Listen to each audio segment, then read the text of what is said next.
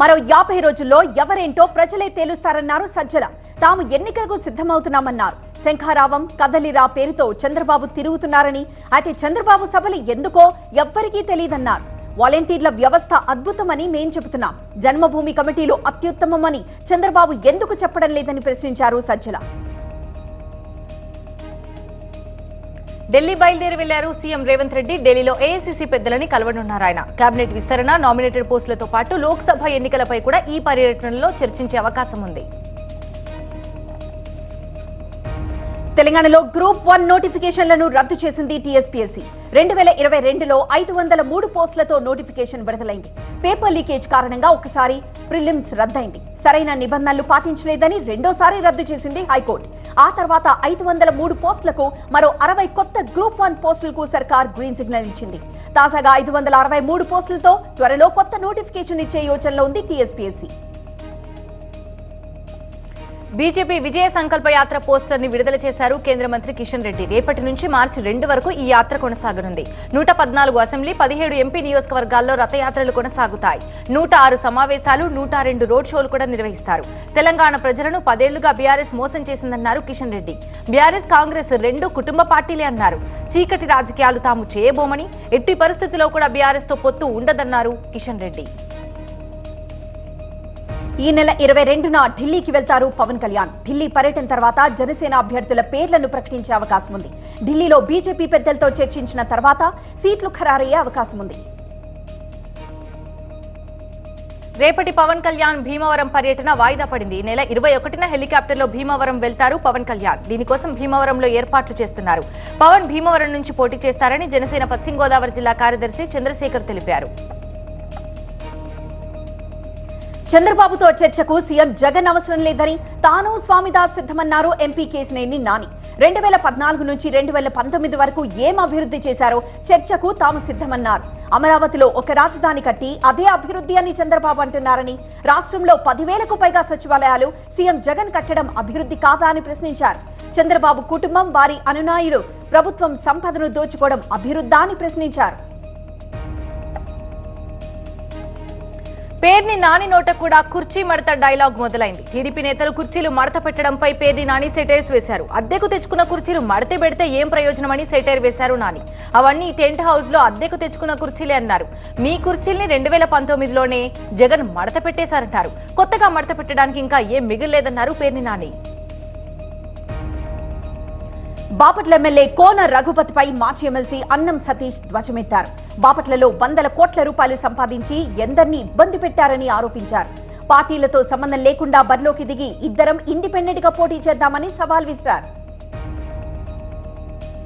కొత్త పరిశ్రమలను తేకపోగా ఉన్న వాటిని తరిమేస్తారా అని ప్రశ్నించారు టీడీపీ నేత సోమిరెడ్డి.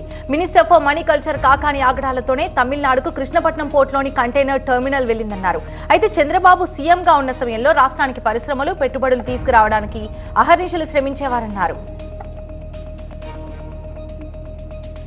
మూసీ రివర్ డెవలప్మెంట్ పై ప్రభుత్వం దృష్టి సారించింది. ముఖ్యమంత్రి రేవంత్ రెడ్డి స్వయంగా నానక్రామ్గూడలోని హెచ్ఎండిఏ కార్యాలయానికి వెళ్లారు.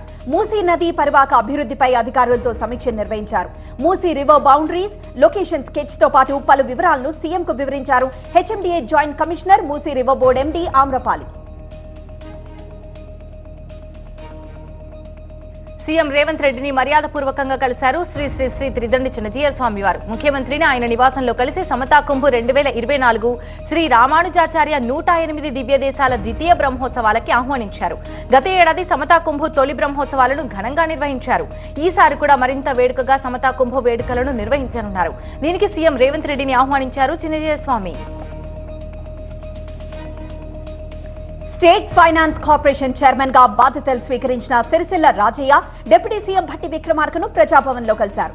మర్యాదపూర్వకంగా కలిసి కృతజ్ఞతలు తెలిపారు. ఈ సందర్భంగా సిరిసిల్ల రాజయ్యకు శాలువా కప్పి పుష్పగుచ్చం అందించి శుభాకాంక్షలు తెలిపారు డిప్యూటీ సీఎం. మేడారం సమ్మక్క సారలమ్మ జాతరలకి సర్వం సిద్ధమైంది. నెల 21 నుంచి ప్రారంభమయ్యే జాతరకు అన్ని ఏర్పాట్లు చేశారు అధికారులు. జాతర సందర్భంగా పోలీసులు ట్రాఫిక్ ఆంక్షలు కూడా అమలు చేస్తున్నారు. జాతరకు వచ్చే భక్తులకు అవగాహన కల్పిస్తూ రూట్ మ్యాప్ ని విడుదల చేశారు పోలీసులు. 14,000 మంది పోలీసులతో జాతర భద్రత ఏర్పాట్లను నిర్వహిస్తున్నారు. వీఐపీలు, వీవీఐపీలతో పాటుగా సాధారణ భక్తులు సులభంగా మేడారం చేరుకునేలా యాప్ ద్వారా అవగాహన కల్పిస్తున్నారు. మంత్రులు సీతక్క, పొంగులేటి శ్రీనివాసరెడ్డి మేడారంలో మొక్కులు చెల్లించుకున్నారు. ఆలయంలో తులాభారంలో కూర్చొని తన ఎత్తు బంగారం సమర్పించారు పొంగులేటి. అనంతరం సమ్మక్క సారలమ్మ అమ్మవార్లను దర్శించుకొని ప్రత్యేక పూజలు నిర్వహించారు. ఆ తర్వాత మేడారంలో ఏర్పాటు చేసిన మీడియా సెంటర్ ని మంత్రి సీతక్క, పొంగులేటి ప్రారంభించారు. జనసేన అధినేత పవన్ కళ్యాణ్ పై కుట్రపూరితంగా కేసు పెట్టారని విమర్శించారు Janasena party PSC chairman Nadendla Manohar. ప్రశ్నిస్తే సమాధానం చెప్పకుండా ఒక వాలంటీర్తో క్రిమినల్ కేసు పెట్టించారని విమర్శించారు. వాలంటీర్ల పేరుతో పక్కదారి పట్టిన సొమ్మును టీడీపీ జనసేన అధికారంలోకి వచ్చాక వెలికి తీస్తామన్నారు. వాలంటీర్లపై తమకు వ్యక్తిగత ద్వేషం లేదని చెప్పారు నాదెండ్ల మనోహర్. స్పీకర్ కు లేఖ రాశారు వైసీపీ రెబెల్ ఎమ్మెల్యే ఆనం. తనపై ఫిర్యాదుకు సంబంధించిన వీడియోలు సోషల్ మీడియాలో పోస్ట్ కాపీలు ఇవ్వాలని కోరారు.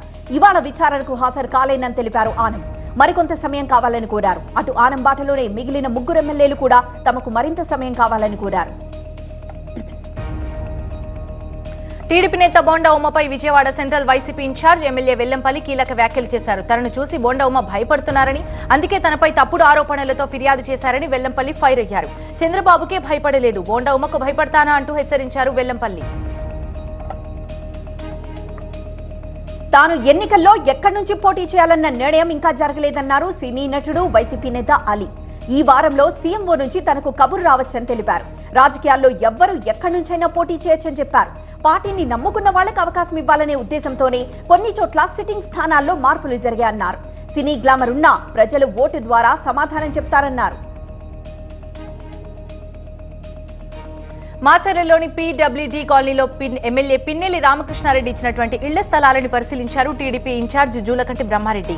పీడబ్ల్యూడీ కాలనీలో ఉన్నటువంటి బలహీన వర్గాలకు చెందినటువంటి ఇళ్ల స్థలాలను ఎమ్మెల్యే పిన్నెల్లి ఆయనకు కొమ్ము కాసే వారికి కట్టబెట్టడం అన్యాయమన్నారు. ఇక్కడ నివసించే పేదవారిని వెళ్లగొట్టి పెత్తందారుల కప్పనంగా 3 సెంట్ల ఇళ్ల స్థలాలను కట్టబెట్టారని మండిపడ్డారు. ఎమ్మెల్యేకు ఆదాయ మార్గాలు చూపే అనుచరులకు పేదల స్థలాలను కానుకగా ఇవ్వటం అన్యాయమన్నారు జూలకంటి. సీఎం జగన్ స్లీవ్ బాబు కుర్చీ మడత కామెంట్లకు పాల్ కౌంటర్ ఇచ్చారు. స్లీవ్ మడత పెట్టి రౌడీలుగా తయారవ్వాలా అని కామెంట్ చేశారు పాల్. పెద్ద మనిషి చంద్రబాబు కుర్చీలు మడత పెడతామని అనొచ్చా అని ప్రశ్నించారు. పనికి మాలిన పాటలు పాడిస్తున్నారు అని మండిపడ్డారు కే పాల్. జీహెచ్ఎంసీ కౌన్సిల్ సమావేశంలో యాడ్ రెవెన్యూ మీద విస్తృతంగా చర్చ జరిగింది. ఏడాదికి యాడ్స్ మీద బల్దియాకి 100 కోట్ల రూపాయల వరకు ఆదాయం రావచ్చని అధికారులు సమావేశంలో తెలిపారు. అయితే అంతకంటే ఎక్కువ ఆదాయం వచ్చే అవకాశం ఉందని బీజేపీ సభ్యులు కూడా అన్నారు. దీంతో ఈ అంశంపై ఒక కమిటీని వేసి చర్చిద్దామని మేయర్ గద్వాల విజయలక్ష్మి సూచించారు. యాడ్స్ రెవెన్యూపై చర్చ అనంతరం కౌన్సిల్ సమావేశం రేపటికి వాయిదా పడింది. శంషాబాద్ ఎయిర్పోర్ట్ కు బెదిరింపు మెయిల్ వచ్చింది. విమానాన్ని హైజాక్ చేస్తున్నట్లు బెదిరించాడు వైభవ్ అనే వ్యక్తి. బెంగళూరులో ఐటీ ఉద్యోగం చేస్తున్నాడు వైభవ్ తివారీ. అయితే తివారీ మానసిక స్థితి సరిగా లేదని గుర్తించారు పోలీసులు. సూర్యాపేట జిల్లాలో విద్యార్థినుల వరుసల ఆత్మహత్యలపై ప్రజా సంఘాలు ఆందోళనకు దిగాయి. ఇమాంపేట గురుకుల పాఠశాలలో విద్యార్థినుల వరుస ఆత్మహత్యలపై సమగ్ర విచారణ చేపట్టాలని డిమాండ్ చేస్తున్నారు. మృతుల కుటుంబాలను ఆదుకోవాలని డిమాండ్ చేస్తూ సూర్యాపేట కలెక్టరేట్ కార్యాలయం ముందు సామాజిక ప్రజా సంఘాల నేతలు ఆందోళనకు దిగారు. హకీంపేట స్పోర్ట్స్ స్కూల్ మాజీ ఓఎస్డీ హరికృష్ణకు హైకోర్టులో ఊరట లభించింది. స్పోర్ట్స్ స్కూల్ మాజీ ఓఎస్డీ హరికృష్ణపై సస్పెన్షన్ ఎత్తివేసింది హైకోర్టు. గత ప్రభుత్వంలో కొందరు అధికారులు తనపై లైంగిక ఆరోపణలు చేయించి సస్పెండ్ చేశారంటూ హైకోర్టును ఆశ్రయించారు హరికృష్ణ. కమిటీని నియమించి విచారణ చేసిన హైకోర్టు ఎలాంటి లైంగిక వేధింపులు జరగలేదని నిర్ధారించింది. ఓఎస్డీ హరికృష్ణను వెంటనే విధుల్లోకి తీసుకోవాలని ఆదేశించింది. మాజీ మంత్రి శ్రీనివాస్ గౌడ్ తో పాటు మరికొందరు తనను టార్గెట్ చేసి సస్పెండ్ చేశారని ఆరోపించారు హరికృష్ణ. భూ కబ్జాదారులు ఎవరైనా విడిచిపెట్టేది లేదన్నారు రామగుండం పోలీస్ కమిషనర్ శ్రీనివాస్. భూ కబ్జా నిబంధనల ప్రకారం కేసులు నమోదు చేస్తామన్నారు. మంచిర్యాల జిల్లా కేంద్రంలోని పోలీస్ స్టేషన్ ని రామగుండం పోలీస్ కమిషనర్ పరిశీలించారు. హైదరాబాద్ లో అక్రమ బ్లడ్ బ్యాంకులపై కొరడా జులిపించారు అధికారులు. శ్రీకర, న్యూ లైఫ్ బ్లడ్ బ్యాంకుల లైసెన్స్లు రద్దు చేశారు. అనుమతులు లేకుండా బ్లడ్ బ్యాంకులు నిర్వహిస్తున్నారని ఓ ముఠా రక్తం, ప్లాస్మా బ్లాక్ల అమ్మకానికి పెట్టడంతో గుట్టు రట్టయింది. మూసాపేటలోని హీమో ల్యాబ్ కేంద్రంగా దందా జరుగుతోంది. రంగారెడ్డి జిల్లాలోని చిలుకులూరులో ఘనంగా ఛత్రపతి శివాజీ జయంతి వేడుకలు నిర్వహించారు. వందలాది మంది భక్తుల మధ్య ఛత్రపతి శివాజీ మహారాజ్ చేసినటువంటి కృషిని స్మరించుకుంటూ ఛత్రపతి శివాజీ చిత్రపటం, మునివాహన విగ్రహంతో 2 ప్రదక్షిణలు నిర్వహించారు. నేడు అంతర్వేది శ్రీ లక్ష్మీ నరసింహస్వామి వార్షిక దివ్య తిరు కళ్యాణం జరుగుతుంది. రాత్రి 12:29 స్వామి అమ్మవార్ల కళ్యాణం జరుగుతుంది. 20వ తేదీ మధ్యాహ్నం 2 గంటలకు రథోత్సవం నిర్వహిస్తారు. లక్ష్మీ నరసింహస్వామి కళ్యాణానికి జిల్లా యంత్రాంగం ప్రత్యేక ఏర్పాట్లు చేసింది. తిరుమలలో శ్రీవారిని దర్శించుకున్నారు హీరోయిన్ శ్రీలీల. దీంతో ఆమెతో సెల్ఫీలు దిగేందుకు ఫ్యాన్స్ పోటీ పడ్డారు. ఇటీవల గుంటూరు కారం మూవీతో ప్రేక్షకుల ముందుకొచ్చారు శ్రీలీల. కృష్ణా జిల్లా గన్నవరం మండలం దావాజీగూడెం ఏలూరు కాలువ దగ్గర ప్రమాదవశాత్తు ఓ బైక్ బావిలో పడింది. బైక్ పై ప్రయాణిస్తున్న 2 వ్యక్తులు గాయపడ్డారు. దావాజీగూడెంకు చెందిన సత్యనారాయణ, సాంబశివరావు ఈ ప్రమాదంలో గాయపడ్డారు. వీరిని చికిత్స కోసం దగ్గరలోని ఆసుపత్రికి తరలించారు. తిరుపతిలో ఉద్యోగాల పేరుతో చీటింగ్ చేశారు. నిరుద్యోగుల్ని మోసం చేశారు గురుప్రసాద్, రెడ్డప్ప అనే 2 వ్యక్తులు. సాఫ్ట్వేర్ కంపెనీల్లో ఉద్యోగాలు ఇప్పిస్తామని మాయమాటలు చెప్పారు. ప్రముఖ సాఫ్ట్వేర్ కంపెనీల పేరుతో ఆఫర్ లెటర్స్ కూడా ఇచ్చారు. దీంతో ఆఫర్ లెటర్లు చూసి లక్షల రూపాయలు చెల్లించారు నిరుద్యోగులు. కరీంనగర్ ఆసుపత్రిలో మాయమైన శిశువు ఆచూకీ లభ్యమైంది. శిశువును పెద్దపల్లి జిల్లా బసంత్ నగర్ లో గుర్తించారు పోలీసులు. 2 రోజుల క్రితం మాతా శిశు సంరక్షణ కేంద్రం నుంచి 3 రోజుల పసికందు మాయమైంది. దీంతో సీసీ కెమెరా ఫుటేజ్ ఆధారంగా పోలీసులు దర్యాప్తు చేపట్టారు. హైదరాబాద్ లో దంత చికిత్స పొందుతూ లక్ష్మీనారాయణ వింజం అనే 28 ఏళ్ల వ్యక్తి మరణించాడు. జూబ్లీహిల్స్ లోని ఎఫ్ఎంఎస్ ఇంటర్నేషనల్ డెంటల్ క్లినిక్ లో ఈ ఘటన చోటు చేసుకుంది. డాక్టర్ల నిర్లక్ష్యం వల్లే లక్ష్మీనారాయణ చనిపోయాడని కుటుంబ సభ్యులు ఆరోపిస్తున్నారు. బీజేపీలో తాను చేరుతున్నట్లు వస్తున్న వార్తలు అవాస్తవమని మధ్యప్రదేశ్ మాజీ ముఖ్యమంత్రి కమల్ నాథ్ వివరణిచ్చారు. కాంగ్రెస్ లోనే తాను కొనసాగుతానని ఆయన స్పష్టం చేశారు. హైకమాండ్ పై తీవ్ర అసంతృప్తితో ఉన్న కమల్ నాథ్ కు కాంగ్రెస్ అధ్యక్షుడు ఖర్గే, రాహుల్ గాంధీ నచ్చజెప్పినట్లు తెలుస్తోంది. తమిళ నటుడు విజయ్ పార్టీలో కీలక నిర్ణయాలు తీసుకున్నారు. కొత్త ఓటర్స్ ని టార్గెట్ చేయాలని నిర్ణయించారు. మహిళలకు అధిక ప్రాధాన్యత ఇవ్వాలని, జిల్లాల వారీగా కొత్త జాబితాపై దృష్టి పెట్టాలన్నారు. బూత్ కమిటీల ఏర్పాటు, పార్టీ ఎజెండా విషయంలో అధ్యక్షుడి నిర్ణయమే ఫైనల్ అన్నారు. ఉత్తరప్రదేశ్లోని సంభాల్ జిల్లాలో కల్కీధామ్ ఆలయానికి ప్రధాని నరేంద్ర మోదీ శంకుస్థాపన చేశారు. ఆలయ శంకుస్థాపన తర్వాత పలు అభివృద్ధి కార్యక్రమాలకు శ్రీకారం చుట్టారు. యూపీ అంతటా 10 లక్షల కోట్లకు పైగా విలువైన ప్రాజెక్టులను ప్రారంభించారు ప్రధాని మోదీ. సాధువుల భక్తి, ప్రజల స్ఫూర్తి వల్లే కల్కి ఆలయ నిర్మాణానికి నాంది పడిందన్నారు ప్రధాని మోదీ. పెద్ద పెద్ద సాధువులు, ఆచార్యుల సమక్షంలో తాను శంకుస్థాపన కార్యక్రమంలో పాల్గొనడం సంతోషంగా ఉందన్నారు. భారతీయ విశ్వాసాలకు కల్కీధామ్ కేంద్ర బిందువుగా మారుతుందని ఆయన ఆశాభావం వ్యక్తం చేశారు. కాంగ్రెస్ అగ్రనేత రాహుల్ భారత్ జోడో న్యాయ్ యాత్ర కంటిన్యూ అవుతోంది. ఉత్తరప్రదేశ్ ప్రతాప్గఢ్ లో యాత్ర చేపట్టారు రాహుల్. అక్కడి ప్రజలను ఉద్దేశించి ప్రసంగించారు. రాహుల్ వెంట పార్టీ శ్రేణులు భారీగా నడుస్తున్నాయి. అమేధిలో పర్యటించారు కేంద్ర మంత్రి స్మృతి ఇరానీ. స్థానికుల సమస్యల్ని అడిగి తెలుసుకున్నారు. అప్పటికప్పుడే అధికారులకు ఆదేశాలు జారీ చేశారు. అధైర్యపడొద్దని, అండగా ఉంటామని భరోసా ఇచ్చారు యూనియన్ మినిస్టర్. 2 రోజుల్లో గుడ్ న్యూస్ చెప్తానన్నారు ప్రముఖ నటుడు, మక్కల్ నీతిమయం అధినేత కమల్ హాసన్. ఎన్నికలకు సిద్ధమవుతున్నామని, తమకు మంచి అవకాశాలు వస్తాయని ఆశాభావం వ్యక్తం చేశారు. పొత్తు నిర్ణయాన్ని 2 రోజుల్లో ప్రకటిస్తామన్నారు. ఢిల్లీ లిక్కర్ స్కామ్ లో ఈడీ విచారణకి మరోసారి డుమ్మా కొట్టారు సీఎం కేజ్రీవాల్. అసెంబ్లీ సమావేశాలకు ఆయన హాజరయ్యారు. ఈడీ అధికారుల తీరుపై కేజ్రీవాల్ తీవ్ర స్థాయిలో మండిపడ్డారు. పదే ఈడీ సమన్లు ఇవ్వకూడదన్నారు కేజ్రీవాల్. ఒడిశాలో ఆదివాసీ ఉత్సవాల్ని ఘనంగా నిర్వహించారు. ఈ వేడుకలకు యాక్టర్ గోవిందా హాజరయ్యారు. స్పెషల్ డెవలప్మెంట్ కౌన్సిల్ ఆధ్వర్యంలో సంబరాలు జరిగాయి. గిరిజనులు సంప్రదాయ వస్తువుల్ని ప్రదర్శనలో ఉంచారు. చేతి వృత్తుల్ని ప్రదర్శించారు. మహారాష్ట్రలో ఛత్రపతి శివాజీ జయంతి వేడుకల్ని ఘనంగా నిర్వహించారు. నాగ్పూర్లో భారీ ఊరేగింపు చేపట్టారు. కాషాయ జెండాలు చేతబట్టి నినాదాలు చేశారు. పూణేలో సంప్రదాయ నృత్యాలు అలరించాయి. జయంతి వేడుకలకు CM Shinde, deputy CM Fadnavis హాజరయ్యారు.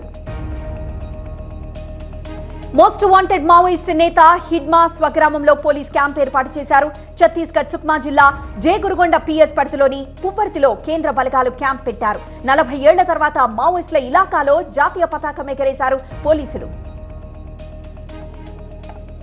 హిమాచల్ ప్రదేశ్ లో మంచు వర్షం ఎడతెరిపి లేకుండా కురుస్తుంది. భారీగా కురుస్తున్న మంచుతో ఇళ్లు, చెట్లు మంచు గుట్టలుగా మారిపోయాయి. హిమపాతం ధాటికి అటల్ టన్నెల్ కనిపించకుండా పోయింది.